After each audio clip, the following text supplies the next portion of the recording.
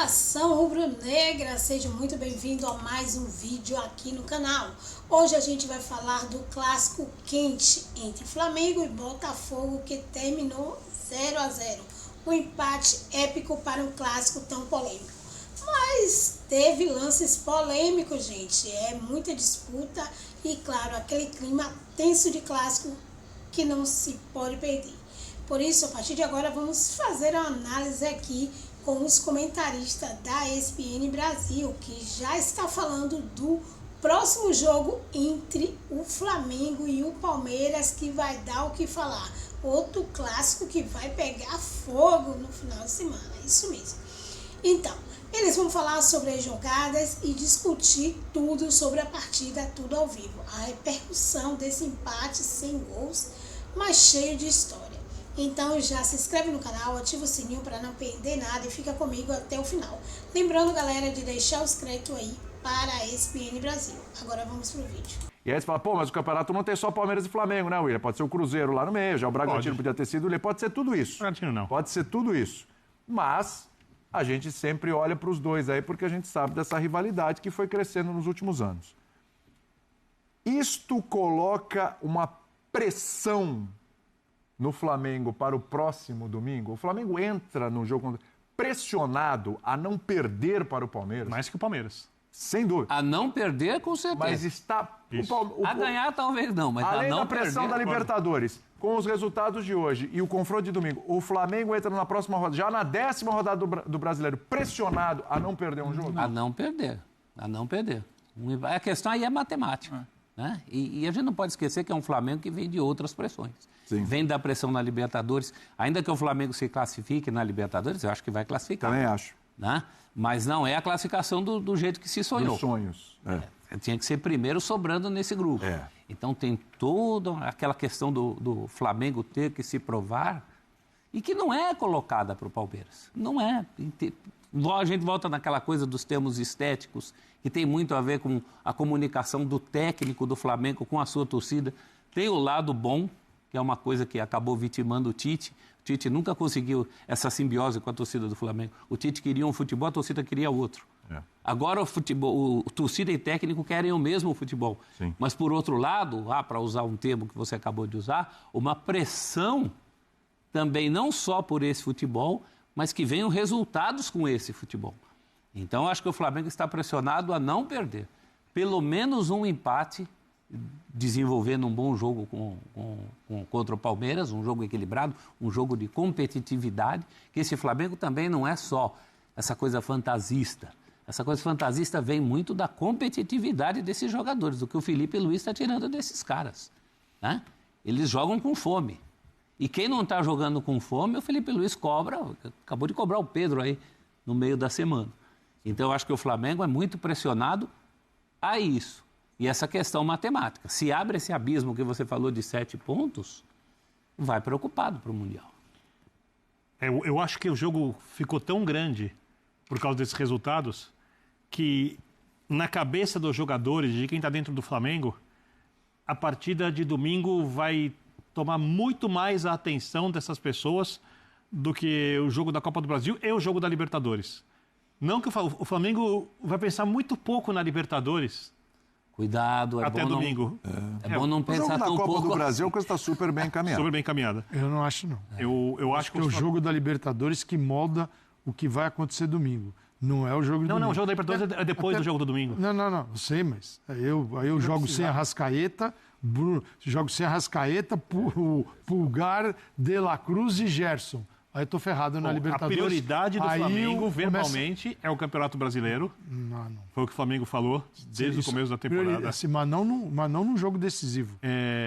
E eu acho que é muito mais negociável você gastar a energia que você tem contra o Palmeiras para se classificar contra o Tátira em casa do que você abrir mão de qualquer coisa contra o Palmeiras jogando no Allianz para jogar contra o Tátira. Aí é uma contradição de discurso. A pessoa pode falar, tudo bem, mas o Campeonato Brasileiro é muito longo, vai ser a 11ª rodada, vão faltar 27 jogos. E tem o Mundial, e tem 2 janelas de transferências, pré e pós Mundial e tudo pode mudar. Mas o Calçade tem um ponto importante. Eu concordo com ele. Falou uma coisa que eu concordo com o não teu é ponto prioridade, importante. mas peraí, eu cheguei aqui... Uma dividida. Né? E a rivalidade dessa história, Então, a rivalidade maior dos últimos anos do futebol brasileiro. Você imagina se o Felipe Luiz está começando agora como treinador. E ele gera um certo entusiasmo porque ele está indo bem. E, de repente, você, na Libertadores, encontra uma campanha que não é compatível com essa expectativa que foi criada em torno do nome dele. E o Flamengo vai explicar para sua galera, gente, Libertadores, esse ano nós estamos dando bola, não. Uma coisa é o objetivo Brasileirão, eu acho que isso, no caso do Flamengo, no caso do Flamengo, por tudo que o Flamengo representa, pelo investimento, por ter no banco, quando as coisas estão bem, ele pode ter no banco Bruno Henrique, ele pode ter no banco Cebolinha, ele pode ter jogadores muito importantes no banco de reservas que são capazes de virar um jogo. Mas você não vai simplesmente, neste evento muito claro, que é a Libertadores da América e uma classificação, primeiro classificar em segundo neste grupo em que o Flamengo está, já não é legal. Você vai falar, poxa, não foi bem. Ninguém vai poder provar. Uma coisa é você ser o segundo no grupo do Internacional, do Bahia, do Atlético Nacional, que é uma roubada. A outra é aquele grupo que o Flamengo, se fala, o Flamengo vai tirar de letra esse grupo. E não foi isso que aconteceu. Mas tem uma situação de aposta, né? Não, agora ela é concreta. Não, então, já está. A briga é essa. Tá, garantir a segunda colocação em paz e azar de quem pegar o Flamengo nas oitavas de final. Já não é legal. Fica difícil. Se classificar como segundo não é legal. Concordo. Por mais que ele diga que o foco é Brasileirão, você tem 38 rodadas. A Libertadores é um mata-mata o tempo todo. Agora ele se classificar em segundo, que não é legal. Por quê? Porque o seu grande rival no Campeonato Brasileiro hoje é o líder da Libertadores. Aí você fala assim, peraí, mas se o Brasileirão é o meu foco e eu não sou líder, a Libertadores eu também não estou com uma campanha legal. E o meu rival, que é o rival dos últimos anos, ele está liderando tudo e já é a melhor campanha da Libertadores. Se não entrar em campo, e de repente pode abrir 7. Já é. Deixa eu fazer uma pergunta então para a mesa, não só para ti. Vai lá. Se você tem Gerson e Arrascaeta bem para um dos jogos, em qual deles você escala? Ele vai escalar, eu escalo contra o Palmeiras. Eu acho que ele vai escalar um num jogo, outro no outro. Perfeito. Eu acho que o Flamengo tem Porque o pior é não ter os dois, como hoje. O que você... Aí o Flamengo, ali, ó. aí vira um Flamengo Frankenstein. Assim, aliás, falar em Frankenstein. Sem o meio por dentro. Falar em Frankenstein, nós vamos falar do Corinthians daqui a pouco. Vamos. Foi uma escalação assim que a família Dias faria. Mas é o confronto do Frankenstein com o lobisomem hoje. O negócio foi terrível. Eu não acho que o Flamengo está pressionado para a semana que vem. Pressão eu acho muito forte. Não acho, porque o Flamengo de hoje, eu repito, eu não acho que o jogo do Flamengo foi ruim hoje. Também não acho. O Flamengo fez um jogo muito bom contra a LDU. O Flamengo venceu semana passada contra o Bahia. Sabe, eu acho que o que acontece é que o Flamengo vai pagar um preço aí que vai ficar falando pelas próximas semanas e meses em elenco, em reposição para o Arrascaeta. Em Arrascaeta ser um cara que não está 100% quase nunca, muitas das vezes ele está 80%. O que acontece é que o Flamengo e Palmeiras, um Flamengo qualquer time, o Flamengo entra em todos os jogos do Campeonato Brasileiro para não perder. Ele não pode perder. No máximo, se não for bem, ele tem que negociar para empatar. Acontece derrota porque é do jogo, mas o Flamengo ele briga por título. Então não tem, esse jogo ele vai perder. O que vai acontecer semana que vem é um confronto direto. Tem um histórico recente aí de mais de meia década de Flamengo e Palmeiras, então tem uma carga no jogo. Agora, pressão, se o Flamengo perde para o Palmeiras na semana que vem, não acho que ele entra com a corda no pescoço contra o Táchira. É bom dizer, o time do Táchira é ruim. O Flamengo joga para atropelar o Táchira. Qual você acha que seria a reação da Será se o Palmeiras perder para o Palmeiras? Calma. O Flamengo perder o Palmeiras, a reação da torcida que vai lotar o Maracanã contra o Táchira antes e durante o jogo. Ela vai reclamar na véspera do jogo, na antevéspera do jogo, depois do jogo contra o Palmeiras. E se Palmeiras... Contra o Táchira, ela vai apoiar o tempo inteiro. E se o Flamengo empatar ou perder contra o Palmeiras? Eu acho que ela vai apoiar o tempo inteiro. Ela pode fazer... Eu acho que não. Burburinho em rede social por causa de um tropeço contra o Palmeiras. A realidade... Tem burburinho sempre. Porque tem uma diferença entre a arquibancada e a rede social. E às vezes a gente superdimensiona a rede social. A arquibancada do Maracanã contra o Táchira, a seguir o que a diretoria vem fazendo de entender política de preço, de lotar o Maracanã, voltar a lotar o Maracanã, a arquibancada contra contra o Táchira, ela vai te abraçar. Porque o Táchira é um time ruim. Se você cumprir minimamente o seu objetivo, você vai construir uma vantagem no primeiro tempo, você vai trazer o torcedor. E você vai virar e falar, ó, igual a gente falou essa semana agora, chegou a Libertadores, o Flamengo chegou a Libertadores. Isso vai ser falado. A derrota contra o Palmeiras ela vai incomodar, mas vai incomodar muito mais os tropeços nas rodadas anteriores do que a derrota exatamente para o Palmeiras. Jogou em São Paulo. São Paulo. Fora de casa.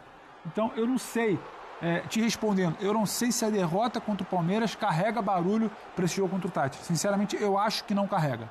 Eu acho que não carrega. Tivesse empatado contra a LDU, fosse um jogo de vida ou morte, tivesse perdido para a LDU, se o cenário fosse outro, não é o caso. E não acho que o Flamengo esqueceu de jogar bola. Acho que o Flamengo tem problemas de lesão, calendário, sabe? Oscilação natural, o Felipe Luiz não é o Abel. Isso tudo eu acho que vai existir. Não vai ser um Flamengo que alguém talvez tenha projetado, igual o 19, ou que vai brigar por 2 títulos, chegando muito, sabe, uma corrida muito sólida, como foi em 22 ali na época um momento com o Dorival. Então, eu não acho que tem essa pressão. Eu acho que tem um Flamengo que poderia estar jogando mais bola, poderia estar num estágio mais avançado, mas que, com atraso ou não, ele está começando a se encontrar. Eu gosto não é o Flamengo que a gente fica mirando eternamente, mas eu acho que ele está chegando. Eu gosto do futebol do Flamengo, gosto do Flamengo no meio de semana era para ter vencido por mais, queria o suficiente para ganhar por mais.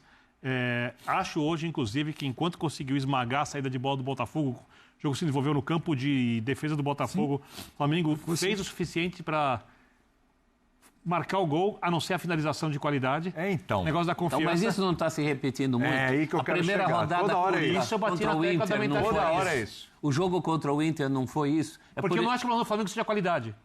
Não é esse o problema. Mas ele muda radicalmente sem os jogadores de meio de campo. De dele. construção. Ele tinha 4 atacantes, o Pulgar está fora, o De La Cruz com o Everton Araújo, então o De La Cruz muito preocupado também, porque o time sobe muito, se o De La Cruz contra o Botafogo desgarrar, ele sabe que ele vai tomar bola em velocidade o tempo todo. Então você já não tem, não que o De La Cruz, você não pode transformar o De La Cruz numa versão do Arrascaeta nem do Gerson. Mas quando eles estão os 3 juntos, é muito interessante. Quando estão 2, legal. Quando não tem ninguém, fala, peraí. Aí você tem 4 caras.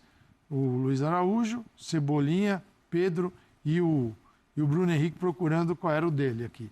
Tá bom, quando o Bruno Henrique sobe, a articulação do Flamengo é de quem? É do Alexandro?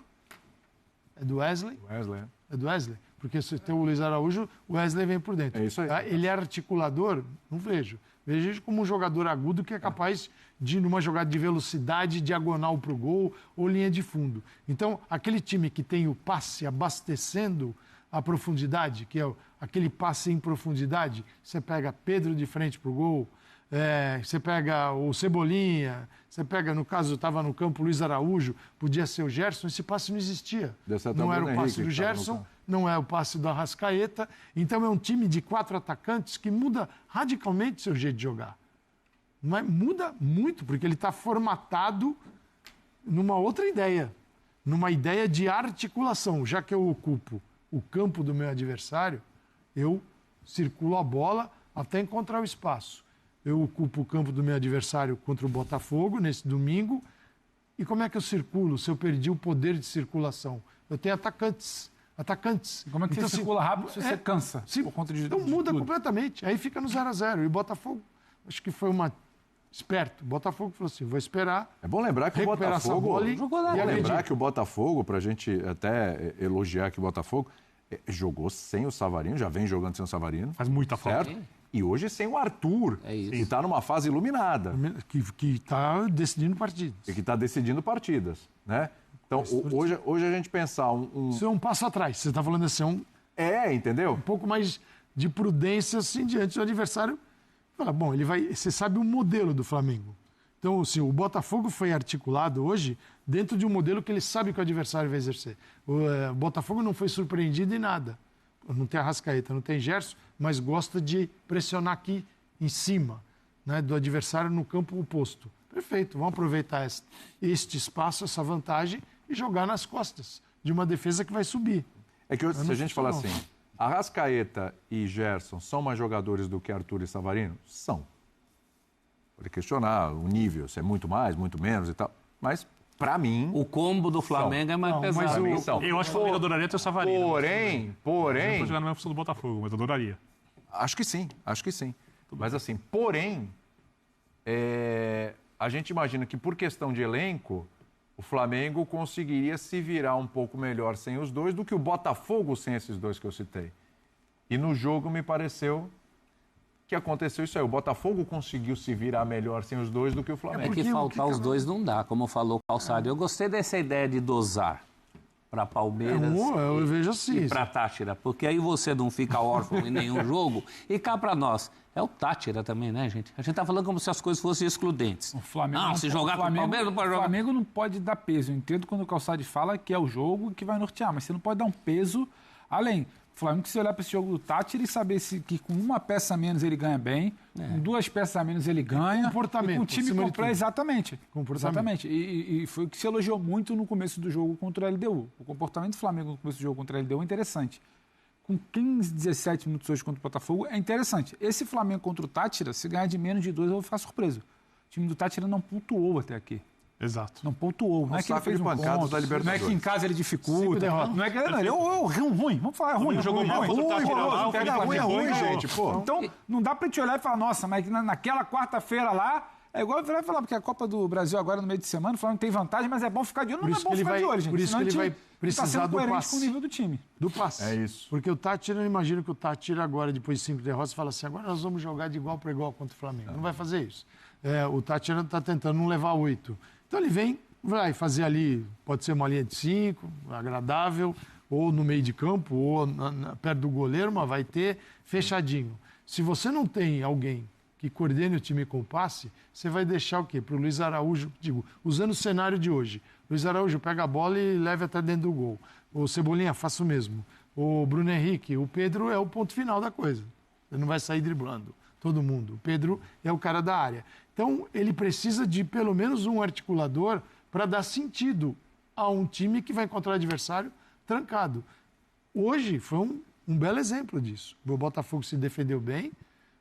E teve oportunidades. Boas oportunidades. E faltou o articulador. Se tivesse hoje o Flamengo jogando com o seu De La Cruz, Gerson, Arrascaeta, a chance de ganhar o jogo era enorme. Agora, sobre esse negócio do reserva à altura, ou substituto à altura, né? Não seria um reserva para o Arrascaeta, parece que eu estou no dia da marmota, parece que eu estou num programa de 3 temporadas atrás.